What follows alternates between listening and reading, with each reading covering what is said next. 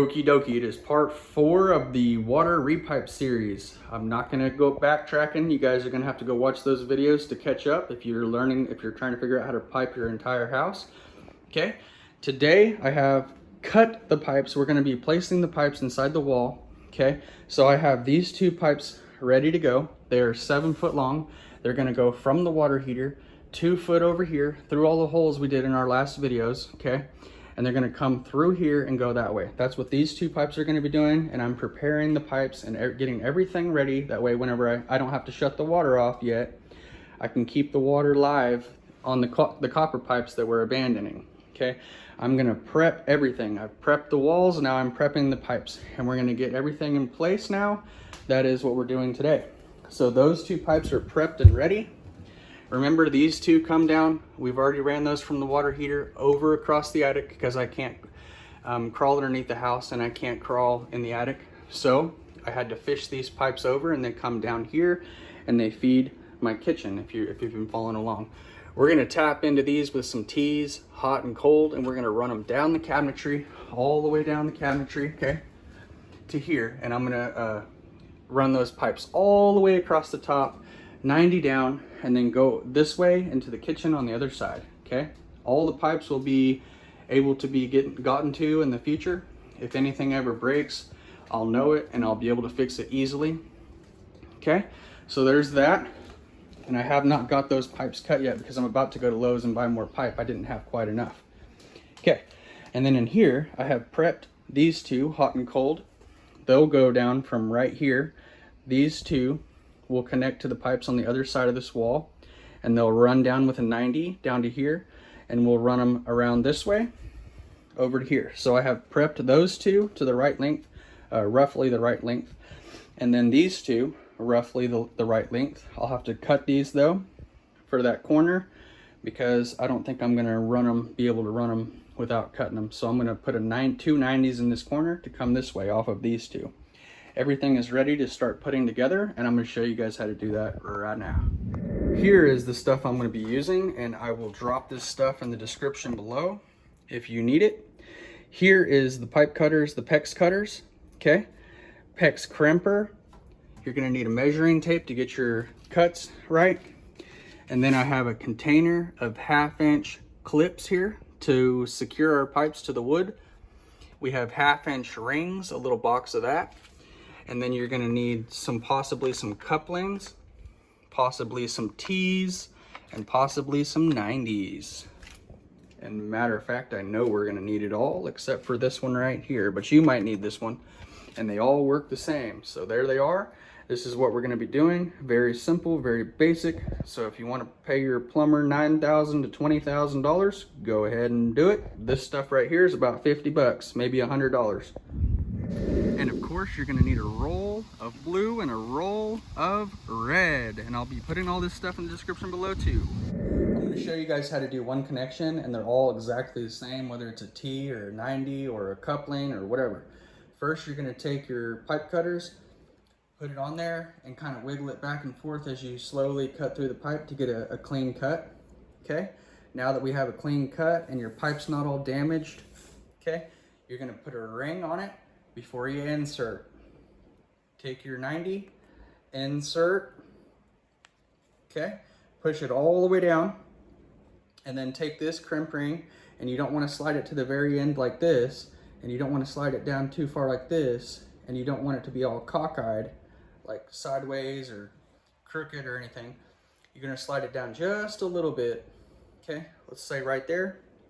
I actually need this to go this way, and I want my crimp to be on this side so I can get to it from the other side on the bathroom side. So think about it just a little bit, make sure you can get to it easy and crimp it easy. Okay, so now that we have that ring on there, it's not cockeyed, it's not too low, it's not too high. Now you're gonna take your crimpers, okay? These are the crimpers, and you're gonna put this end where there's like an opening, put it over this little hub right here, okay? Just like that, and then squeeze the handles. Now I can't do this right now on video, but you put this on there and then you pull the handles together and it tightens that crimp ring on there, okay? Just keep in mind, you want it straight and not too low and not too high.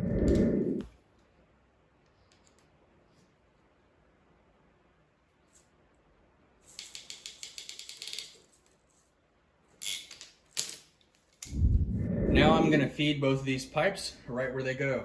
90 down into the bathroom over here. Okay, I'm gonna go ahead and push them through on the bathroom side far enough where I can get these two ends, and you don't want to get any insulation or anything inside. Okay, hot and cold. Through our holes.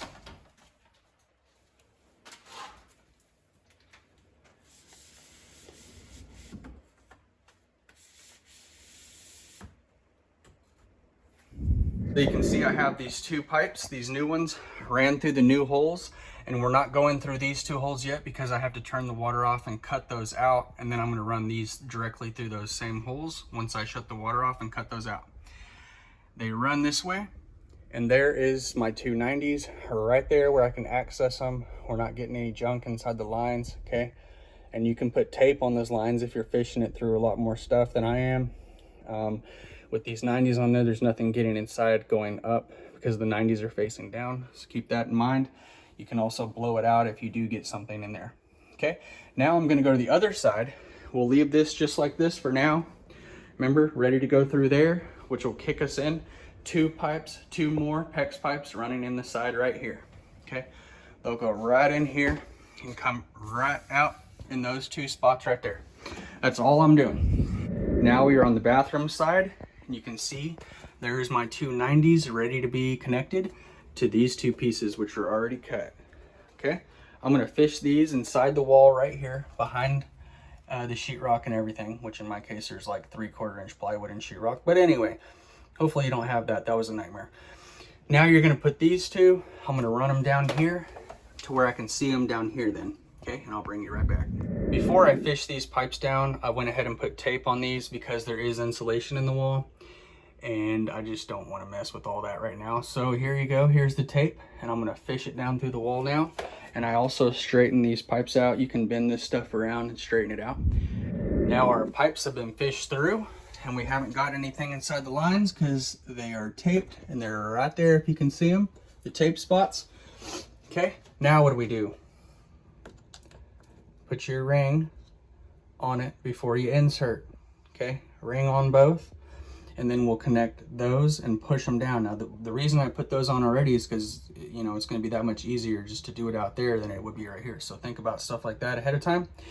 But now that the 90s are already on there and they're already crimped on there, so we don't have to worry about that. We just need to stick that end into this end, but put your rings on first. So you can see now we've taken that side and we've taken the ones that go down. We've crimped it here, here, here, and here with the 290s.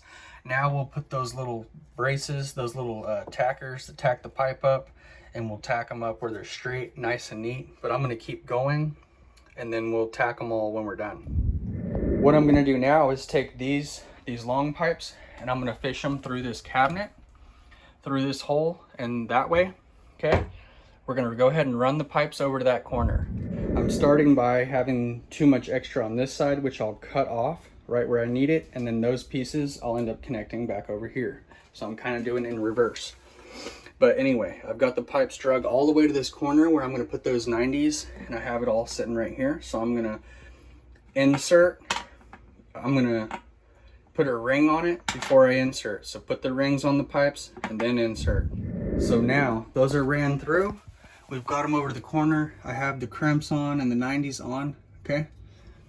And now that that's done, I'm gonna put those directly in that corner back there. And I'm going to make sure that I have enough and right where to cut it. I'm gonna have both of my supply lines coming out, one here cold and one here hot, right inside this little space. A lot of stuff in the way. This might take me a minute, but I'm gonna go ahead and snip these, one a little bit shorter than the other. And I'm gonna have 290s coming out this way so that I can connect my supply lines on. You can see I've cut both of those at different lengths.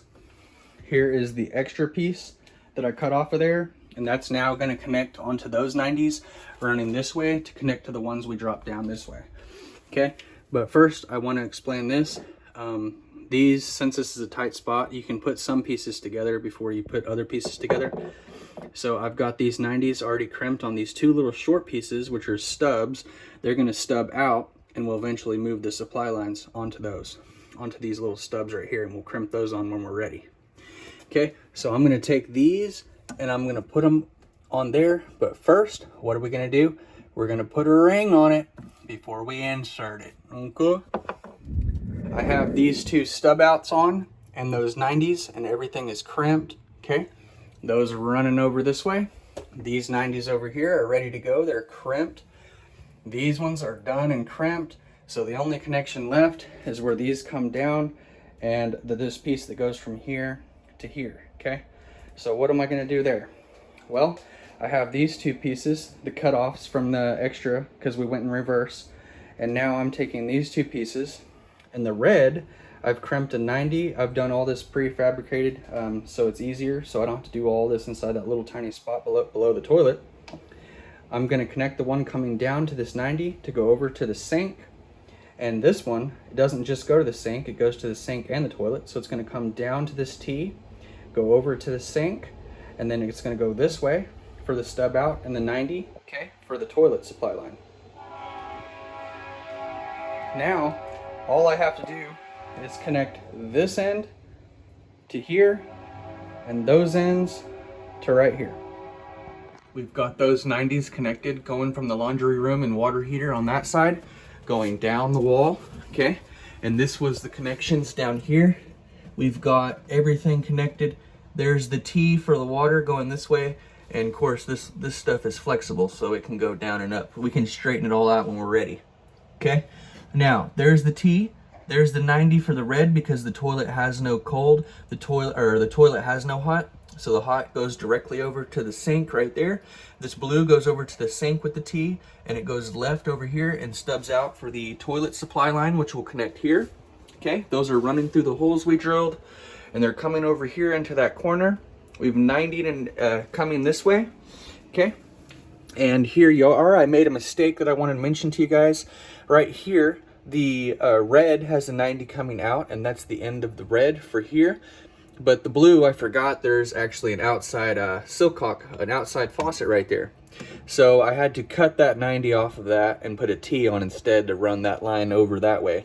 So we can connect on for the outside silcock, outside faucet, and then the stubs coming out off the other part of that T. So that concludes this room. Now I'm going to show you guys the last portion that I'm doing in this video, which is the kitchen.